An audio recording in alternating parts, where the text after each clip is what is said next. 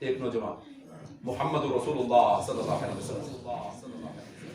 میرے اور آپ کے نبی جناب محمد رسول اللہ ہمارے لیے اسوہ، قدوہ، نمونہ، ایگزامپل، جتنی چیزیں آپ استعمال کرتے ہیں وہ اللہ کے نبی جناب محمد رسول اللہ صلی اللہ علیہ وسلم ہے۔ نبی نے اپنی طرف سے نہیں کہا، اللہ نے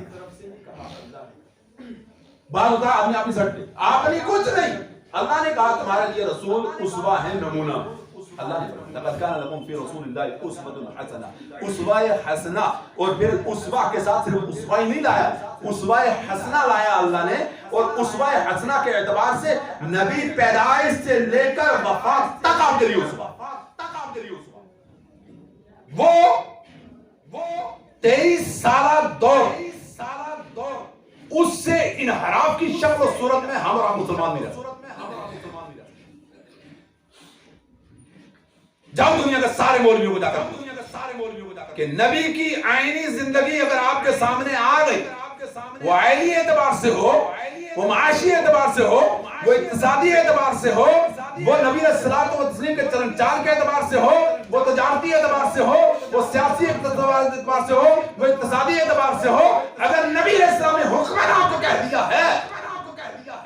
آپ انحراف کرتے ہیں تو دنیا کا کوئی بھی محبت نبوی والا آدمی مولوی آپ کو یہ نہیں کہے گا کہ آپ نے صحیح کیا یا آپ نے مسلمان۔ میں مسلکوں اور مذہبوں کی یہاں بات نہیں کر رہا ہوں، میں عام اعتراض، کھلی سی بات ہے، آپ جا کے سب سے وہ نبی علیہ الصلوۃ والتسلیم حیا کے پہکر،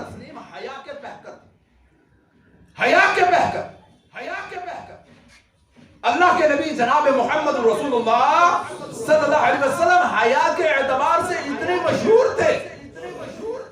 اللہ کے نبی جناب محمد رسول اللہ صلی اللہ علیہ وسلم کہ آپ علیہ السلام جوانی کے عالم میں بھی کبھی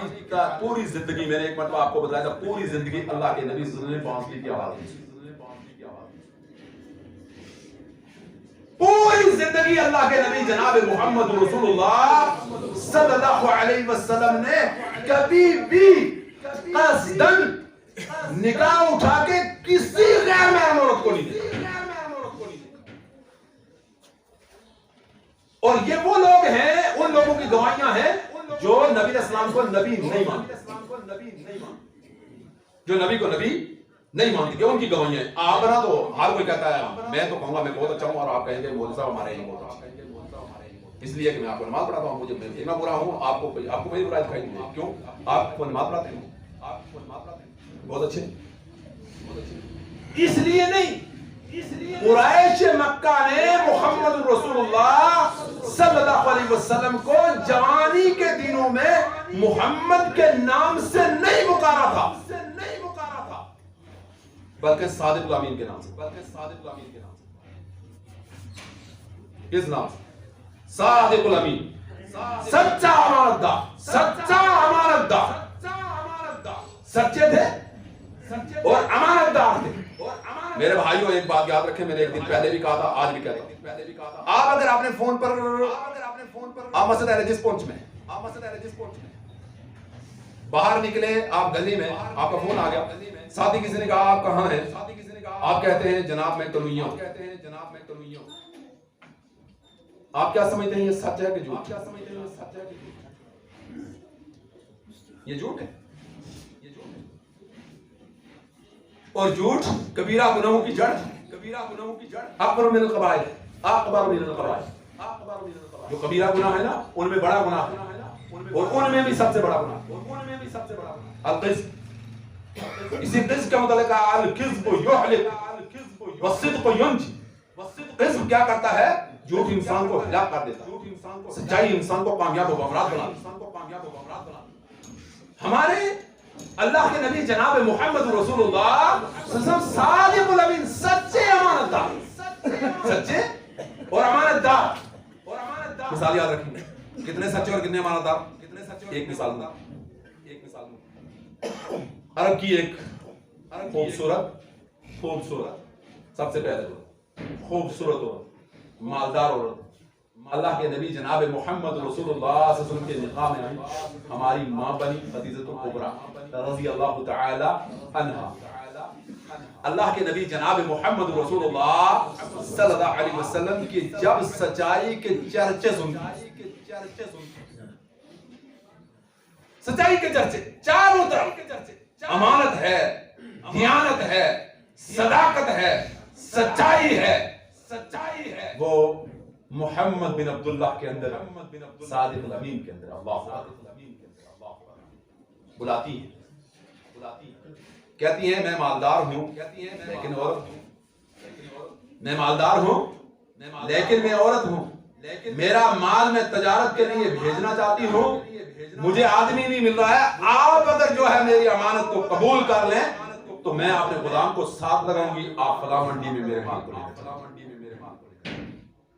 اللہ کے نبی جناب محمد رسول اللہ صلی اللہ علیہ وسلم ان کے غلام میسرہ کو ساتھ لیں، یہ میسرہ کی روایت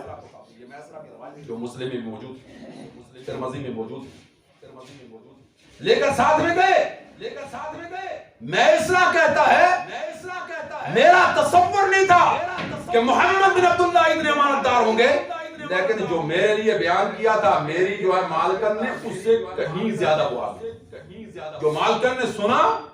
وہ ان کا حق ہے، اس سے 1000 درجے آگے تھے۔ اور اس واقعے میں سے ایک واقعہ بیان کرتے ہیں جو محمد رسول اللہ کی نوجوانی کا واقعہ، قبل النبوہ کا واقعہ، یہ 40 سالہ زندگی سے پہلے کا واقعہ، اسی لیے وہ جوانی کا واقعہ، یہ میں آپ کو عبرت کے اعتبار سے بیان کرتا ہوں، اور ہمارے نوجوان کو چاہیے ویسا، ہم نوجوان کو چاہیے ایسا، کہتے ہیں مال بکا، مال بکا، مال بکا، مال بکا، مال میں گھوڑے،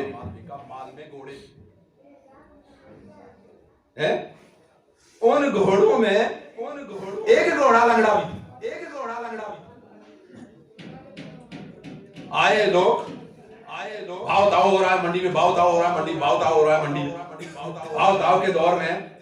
ایک فریق آیا، انہوں نے کہا بھئی ہمیں یہ گھوڑے لینے ہیں، آپ کیسے دیں گے محمد صلی اللہ علیہ وسلم؟ بھائی اتنے میں جو ہے مل جائیں گے، کوئی بات نہیں، ہم پوری جمع کے اعتبار سے گھوڑوں کی اس پورے 5 کو یا 4 کو یا 3 کو میں ایک ساتھ دوں گا، ہاں آپ لے جا سکتے ہیں۔ سودا ہو گیا،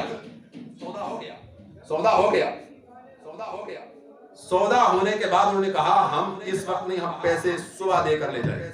اللہ کے نبی جناب محمد رسول اللہ صلی اللہ علیہ وسلم اپنے کام سے دوسری جگہ جانے نکلے، وہ آئے، میسرہ سے آ کر بات کی، تیرے سامنے سودا ہوا تھا، اس وقت میں رات میں اللہ کے نبی صلی اللہ علیہ وسلم نے میسرہ کو کہا فلاں گھوڑے کی ٹانگ لنگڑی مجھے دکھائی دی ہے، ان کو بتلا دینا کہ کہیں ایسے نہ لے کر چلا جائے، گناہ ہو جائے گا، یہ ٹھیک نہیں، یہ دھوکہ ہو جائے گا۔ دھوکہ اسلام میں جائز نہیں۔ جو نوجوان بیڑی پی کر اپنے نفس سے دھوکہ کرتا ہے، ڈرگز لے کے اپنے نفس سے دھوکہ کرتا ہے، کھینی کھا کے اپنے نفس سے دھوکہ کرتا ہے، جو نوجوان یہاں سے پیسہ لے کر جا کے بازار میں گھومتا اور پھرتا ہے اور باپ کے پیر میں پڑتا نہیں ہے، وہ نوجوان اپنے تصورات میں ڈوب کر محمد صلی اللہ علیہ وسلم کے ساتھ اللہ معاف فرمائے، محبت اگر اللہ کے نبی صلی اللہ علیہ وسلم سے محبت اگر رکھتا ہے، اس کو اللہ کے نبی صلی اللہ علیہ وسلم سے چاہتا ہے، تو پھر یہ چاہت اس نوجوان کے اندر ایسا کہتا ہے، وہ آئے صبح مجھے پیسے گن کے دیے، گھوڑے لے کر چلے گئے، جب گھوڑے لے کر چلے گئے اللہ کے نبی صلی اللہ علیہ وسلم پلٹ کر آئے، جب پلٹ کر آئے تو کہتے ہیں نحو ظہیر کافی سورج نکل، بہت زیادہ دن گزر گیا تھا، واپس پلٹے، پوچھا گھوڑے والے گھوڑے لے گئے، کیا گھوڑے لے گئے، کیا تو نے جو ہے اس کا عیب بتلایا؟ کہا میں نے عیب نہیں بتلایا، اور یہ بھی میں نے سوچا کہ جب پورے پیسے دے رہے ہیں، دیکھ رہے ہیں، ان کے سامنے ایک چیز موجود ہے، لے جانا چاہ رہے ہیں، لے جائے، کوئی دقت کی بات نہیں ہے۔ کہا نہیں، گھوڑا لاؤ، زین لاؤ، کسو زین، میں ان کے پیچھے جا رہا ہوں، کس سمت میں گئے؟ کہا اس سمت میں گئے۔ وہ کہتے ہیں کہ جب ہم نے ان کو آواز دیتے ہوئے دیکھا اور پہچانا، ہم نے گھوڑوں کو سختی کے ساتھ ہانکنا شروع کر دیا۔ یہ گھوڑے جو ہے سودا واپس کرنا چاہتے ہیں، محمد بن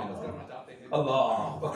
واپس کرنا چاہتے ہیں، محمد بن عبداللہ، یہ نوجوانی کا نبی صلی اللہ علیہ وسلم کہا یہ واپس کرنا، بھاگنا شروع کیا انہوں نے۔ اللہ کے نبی نے فرمایا میں آپ کے تصور کو سمجھ گیا ہوں، آپ فکر نہ کریں، میں آپ سے معاملہ طے کرنے کے لیے آیا ہوں، میں سودا فسخ کرنے کے لیے، بے فسخ کرنے کے لیے نہیں آیا ہوں، رک جائیے۔ رکے، اللہ کے نبی صلی اللہ علیہ وسلم پاس گئے، کہا بھیا دیکھو ان میں ایک گھوڑا لنگڑا تھا، آپ لے کر آ گئے، پیسے کی پونجی میں پاس لے کر آیا ہوں، آپ سودا رکھنا چاہیں تو سودا رکھ لیں، گھوڑے واپس کرنے چاہیں تو واپس کرنے چاہیں، پیسے میں کمی کرنا چاہیں تو میں کمی کے پیسے دینے کے لیے تیار ہوں، آپ بغیر عیب بتلائے ہم نے بتلا دیا، میں اس پر معذرت کرنے کے لیے بھی تیار ہوں۔ یہ محمد رسول اللہ کے جواب، حجر اسود کا واقعہ آپ کو پتا کہ حجر اسود کے واقعے میں اللہ کے نبی جناب محمد رسول اللہ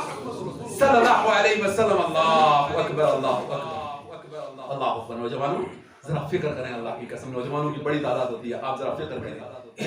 کتنی بڑی تصوراتی اعتبار سے آپ تصور. اللہ کے نبی جناب محمد رسول اللہ صلی اللہ علیہ وسلم فرماتے ہیں، عرب کا مشہور بات ہے، جب بیت اللہ شریف کو اس کی بنیادوں کے اوپر قائم کیا گیا، حجر اسود تک پہنچ گئے اور کئی قبائل، آپ کہیں گے قبائل میں کچھ نہیں ہوتا ہے، ہوتا ہے کچھ نہ کچھ، کیونکہ الیکشن ابھی گزرا ہے. قبائل میں کیا ہوتا ہے؟ سر پھٹنے والے جان لیں، پانی بند کرنے والے جان لیں، راستہ روکنے والے جان لیں، غیبت کرنے والے جان لیں، بھائی سے بات نہیں کرنے والے جان لیں. آپ کو پتا ہے قبیلہ جس کو کہتے ہیں، قبیلہ آپ اچھی طریقے سے جانتے ہیں. میں گجر ہوں تو آپ پٹھان ہیں تو یہ راجپوت ہے، تو وہ غیر گجر ہے تو جو فلاں تعلق سے رکھتا ہے تو وہ فلاں تعلق سے رکھتا ہے. اس وقت ہمیں قرآن بالکل بولا ہوا ہوتا ہے، ان اکرمکم عند اللہ اتقاکم کو ہم بالکل تصور میں نہیں لاتے. ہمارا اپنا ایک تصور ہے، اپنا ایک بت ہم نے سجایا ہوا ہے، میں یہ ہوں تو تم وہ ہے، میرا خاندان اتنا اونچا ہے تیرا خاندان اتنا نیچا ہے، تیرا تصور یہ ہے تو میرا تصور یہ ہے. ہم سب بول جاتے ہیں. یہ عرب والوں کے اندر تھا. اسی بت کو توڑنے کے لیے اللہ کے نبی جناب محمد رسول اللہ صلی اللہ علیہ وسلم تشریف لائے. یہی بت اللہ کے نبی صلی اللہ علیہ وسلم نے اس بت کو مسمار کیا تھا. آپ یاد رکھیں، جو اسٹیچو سامنے رکھ کر آپ جو پوری طریقے سے پوجتے ہیں، جس طریقے کا وہ مورتی کا بت آپ پوجنے کو کفر کہتے ہیں، جیسے آپ جو کسی درخت کے سامنے سجدہ کرنے کو آپ کفر کہتے ہیں، جس طریقے سے آپ کسی شجر و حجر کے سامنے آپ جو ہے یا قبر کے سامنے آپ جھکنے کو وہ جو ہے آپ بدعت کا شرک کہتے ہیں، اسی طریقے سے قومیت کا بت بھی ہے اور یہ بھی اتنا شرک ہوتا ہے. آپ اچھی طریقے سے سمجھ لیتے ہیں. قرآن نے کہا ان اکرمکم عند اللہ اتقاکم وجعلناکم شعوبا وقبائل لتعارفوا ان اکرمکم عند اللہ اتقاکم.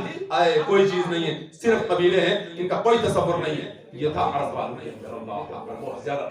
عرب والے یہ کہتے ہیں کہ میرا خاندان بڑا میں حجر اسود، دوسرا کہتا ہے میرا خاندان بڑا میں حجر اسود کو رکھوں، تیسرا کہتا ہے میرا خاندان بڑا میں حجر اسود کو رکھوں.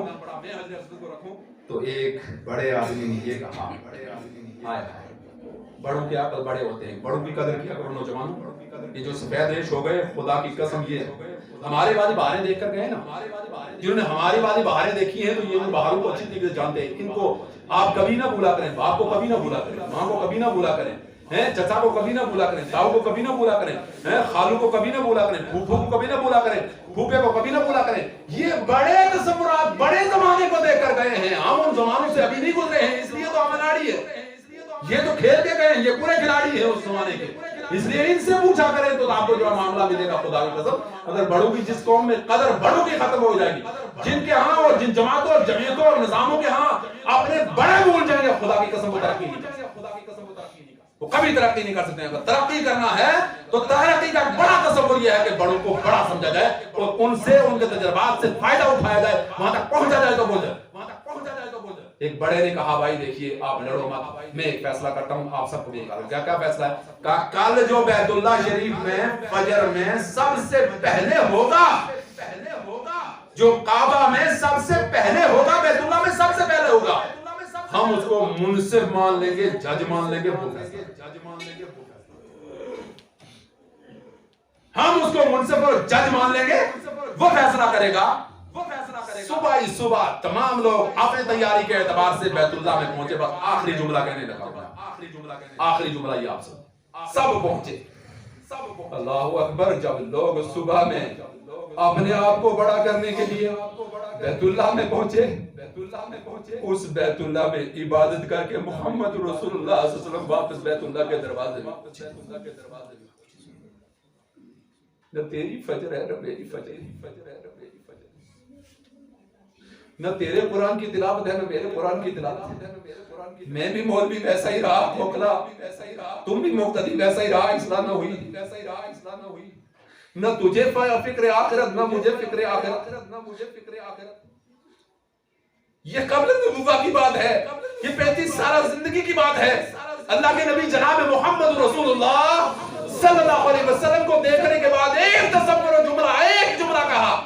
آج صادق الامین آ گئے، صادق الامین آ گئے، صادق آ گئے، امین آ گئے. آج جو فیصلہ کریں گے ہمیں وہ فیصلہ قبول ہے. اللہ کے نبی جناب محمد رسول اللہ صلی اللہ علیہ وسلم کے تمام خاندانوں کے لوگ جمع ہو گئے. سب کے سب جمع ہونے کے بعد حجر اسود رکھا ہوا ہے. اب فیصلہ محمد بن عبداللہ کیسے کریں گے؟ کیسے کریں گے؟ اللہ کے نبی صلی اللہ علیہ وسلم نے اپنی وہ کمری نا جس کو یا ایوہ المزمل، یا ایوہ المزمل، جس کو کہا میں کمری اوڑھنے، چادر اوڑھنے والے، اوپر چادر رکھنے والے. مولوی کو چادر تو یاد رہی گلے میں ڈالنے کے لیے، لیکن اخلاق نبوی یاد نہ رہا، طریقہ نبوی یاد نہ رہا. وہ زمین پر بچھا دی، حجر اسود کو اپنے ہاتھوں سے اٹھایا، اس کے پیٹھ میں رکھ دیا اور کہا بھائی تم بڑے ہو، تم بھی آ جاؤ، تم بھی آ جاؤ، تم بھی آ جاؤ، تم بھی آ جاؤ، تم بھی آ جاؤ، تم بھی آ جاؤ. اگر 25 قبیلے ہیں سب کے سب آ جاؤ، سب کے سب پکڑو، اٹھاؤ، لے چلو. وہاں پہنچے تو اپنے دست مبارک سے کہا دیکھو سب نے ہاتھ لگا دیا، برکت سب کو نصیب ہو گئی، معاملہ سب کا ہو گیا. کون نوجوان ہوگا دھرتی کے اوپر کہ اپنی زمانے کے اندر اس طریقے کی اصلاح اپنی امت کے درمیان میں کرنے کے لیے تیار ہو؟ اللہ تعالیٰ کہہ رہے ہو سب سے زیادہ اپنے کرنے کی That's caught in the crossfire.